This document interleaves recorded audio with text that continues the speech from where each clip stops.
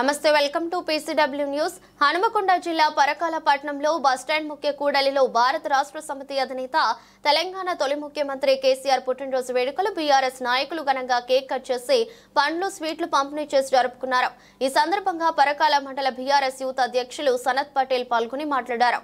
కార్యక్రమంలో పరకాలపట్నం మరియు పరకాల మండల బీఆర్ఎస్ నాయకులు, సొసైటీ చైర్మన్లు, గ్రామ పార్టీ అధ్యక్షులు, మాజీ సర్పంచులు, ఎంపీటీసీలు, యూత్ నాయకులు, కార్యకర్తలు, మహిళా నాయకులు పాల్గొన్నారు।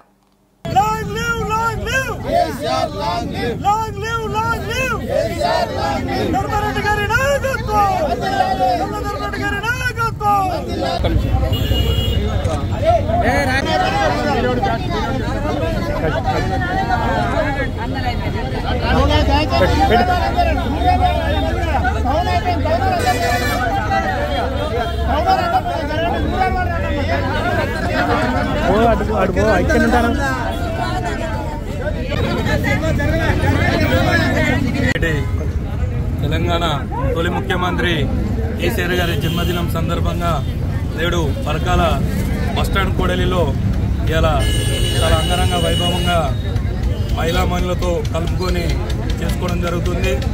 ఆనాడు స్వతంత్రం రావడానికి ఎంతోమంది కృషి త్యాగపడం వల్ల స్వతంత్రం వచ్చింది। మరి ఈరోజు తెలంగాణ రావడానికి కేసీఆర్ ఒక్కడే బక్క చిక్కిన మన కేసీఆర్ గారు ఆయన పోరాటం చేయడం వల్లనే ఇలా మనం తెలంగాణ తెచ్చుకున్నాం।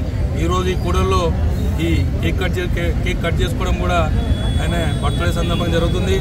అతని కోసం నేడు ప్రతి ఒక్కరూ 3 మొక్కలు చొప్పున మొక్కలు నాటాలని కోరుకుంటూ గౌరవనీయులు పెద్దలు మాజీ శాసనసభ్యులు శ్రీ చల్లాధర్మారెడ్డి గారి ఆదేశానుసారం పరకాల పట్టణ శాఖ ఆధ్వర్యంలో గౌరవనీయులు తెలంగాణ ఉద్యమకర్త, తెలంగాణ తొలి ముఖ్యమంత్రి వర్యులు శ్రీ కల్వకుంట్ల చంద్రశేఖరరావు గారి జన్మదినాన్ని పరకాల పట్టణ శాఖ ఆధ్వర్యంలో నిర్వహించడం జరిగింది।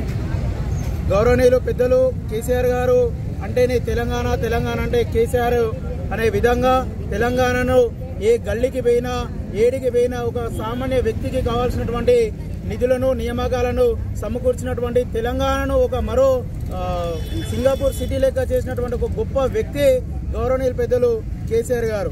రాబోయే తరంలో కూడా జనాలు కూడా ఈరోజు మేము తప్పు చేశాము, కేసీఆర్ గారిని కాకుండా, మన యొక్క పార్టీని కాకుండా, మన ఇంట్లో ఉన్న పార్టీని కాకుండా, మన బాపుని కాకుండా, మన అందరికి మేలు చేసినటువంటి ఒక నాయకుడిని మనం కోల్పోయినామని ఈరోజు చాలా మంది ప్రభుత్వాన్ని కోల్పోయినామని చెప్పేసి చాలా మంది ప్రజలు బాధపడుతున్నటువంటి సన్నివేశం। పెద్దలు గౌరవనీయులు మాజీ ముఖ్యమంత్రి గారి యొక్క జన్మదినాలను జరుపుకోవడం మాకు చాలా సంతోషంగా ఉంది। తెలంగాణ ప్రజల ఆశీస్సులు మరియు అందరి పెద్దల యొక్క ఆశీస్సులు, మా యొక్క అందరి తెలంగాణ ప్రజల ఆశీస్సులు తీసుకుంటూ ఆయన మరీ 100 ఏళ్ళు బతికి మన యొక్క తెలంగాణ రాష్ట్రాన్ని అభివృద్ధికి తోడ్పాలని చెప్పేసి ఆ దేవుణ్ణి ప్రార్థిస్తూ మనస్ఫూర్తి